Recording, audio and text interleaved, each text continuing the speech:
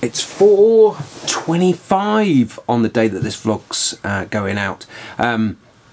I've got another vlog ready to go, but I want to put that out next week instead. So I apologise for the dishevelled look. I've been so busy recently with workshops and my day job that I haven't had a chance to tidy this up. Lisa, my wife, is really hates my beard anyway, so I try to do try to keep it short, but it's looking a little bit dishevelled. Anyway, I've also got this on because it's bloody freezing. This cold weather is getting to my bones.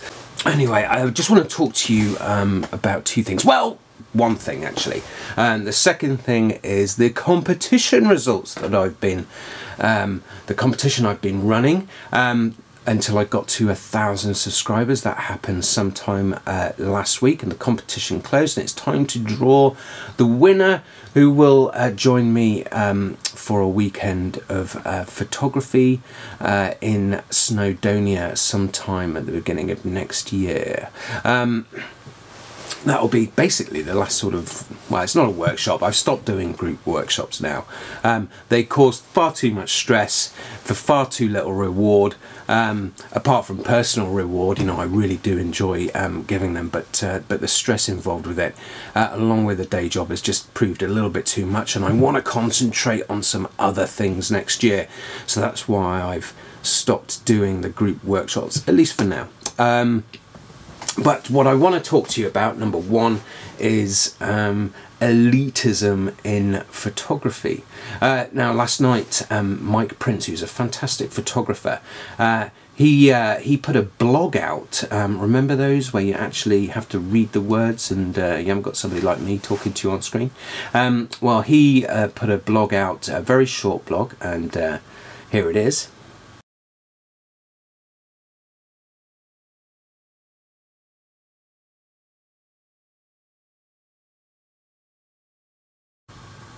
And now you've read that, or possibly paused it to read it.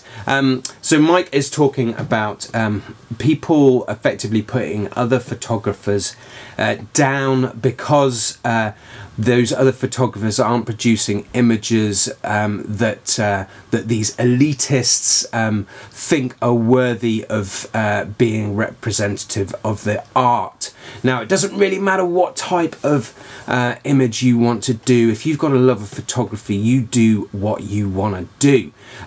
Now, we always want to improve and strive to improve over our lifetimes, and you know, when it comes to photography, that's no different. It's all about a learning experience.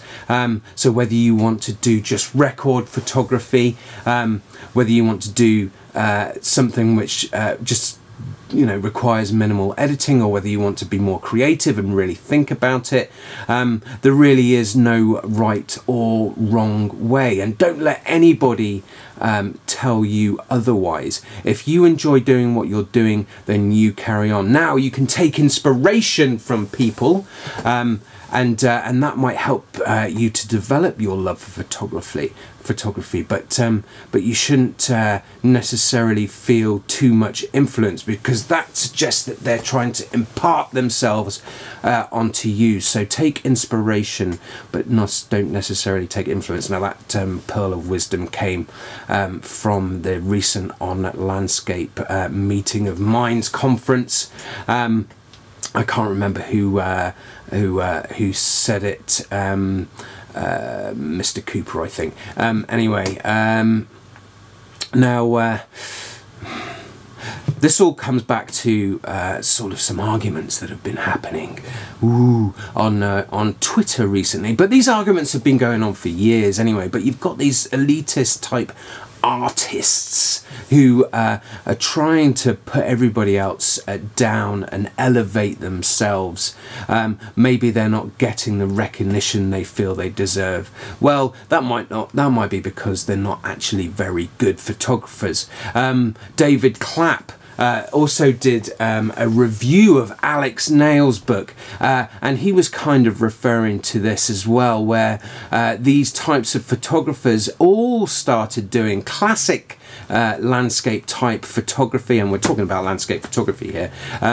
They all started with classic landscape photography, and they realized at some point that actually it's quite hard. So maybe they moved away to do something a little bit easier or be more creative, and therefore feel that classic landscape is below them, yet they never really mastered it in the first place. So there we go.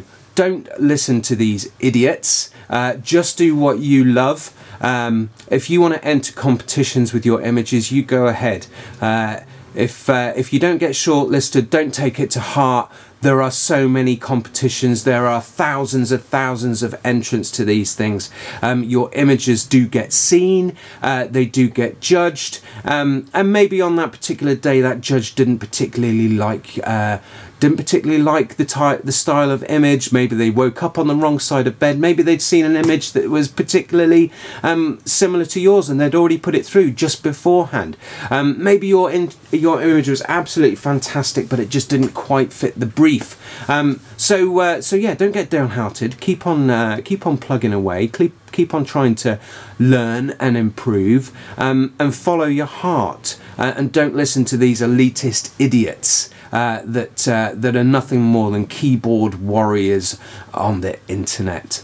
So that's my little rant. Maybe not quite as eloquently put as Mike's was. I'll link to his in the description of this video, and I'll also link to David Clapp's review, just because it's an entertaining read about Alex Nail's book. It is a positive review, but he does not pull punches. Always good. I do like a little bit of that.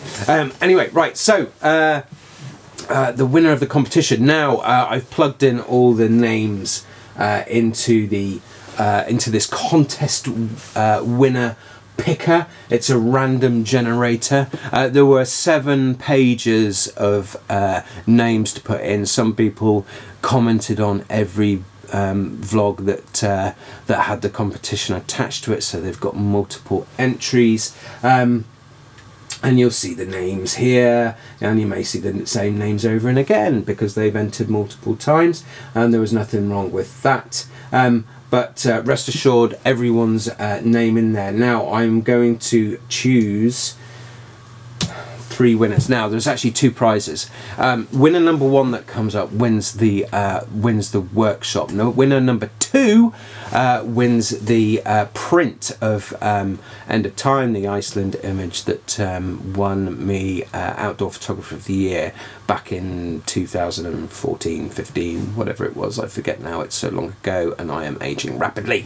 But then number 3 is a backup.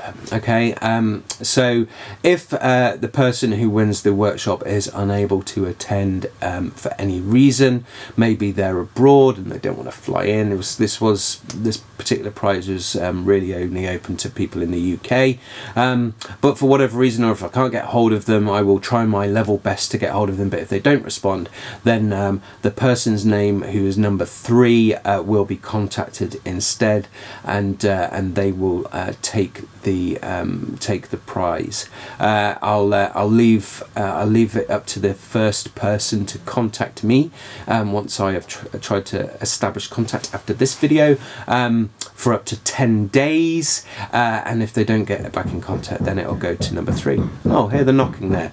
Guys next door are building or renovating their house, so that's very nice of them to start drilling and knocking while I'm recording this. Anyway, I've got to get the video out, so it's going to stay in. Right, here we go. So remember, 1 wins the workshop, 2 wins the print, 3 is the backup, okay, who may get contacted in the event. Number 1 doesn't claim the workshop. So here we go. Big hold your breath and pick.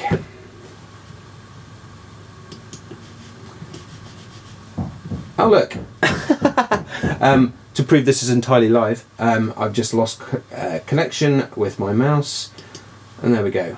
Hey, there we go. Right, so The winner is Dan Martin. I know Dan, he's been on one of my workshops before, so well done, Dan. Andrew Herbert, well done, you have won the print and low red photo. That's Loey. She is the backup winner for the workshop, so congratulations to you guys. I will be in contact as soon as possible to get your details. Anyway, right, now next week's vlog video, I don't like the word vlog, oh god, I have to use it, but no, next week's video is part 4 of the Nordic guide series. Shush.